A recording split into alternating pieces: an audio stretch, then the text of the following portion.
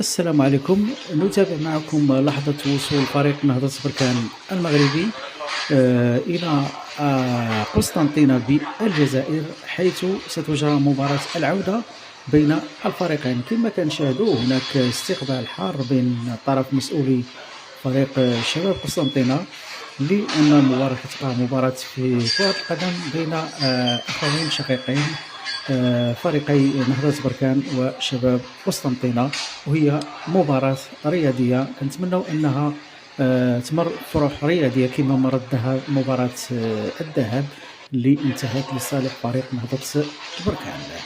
إذا كما كنشاهدوا في الفيديو كاين هناك استقبال، وكان فريق نهضة بركان كذلك استقبل فريق شباب قسنطينة كذلك حفاوة كبيرة، وكذلك فريق شباب قسنطينة كذلك يرد الجميل للفريق ويستقبله كذلك بحفاوة كبيرة، كما نشاهد من خلال هذا الفيديو اللي منشور على الصفحة الرسمية للفريق شباب قسنطينة.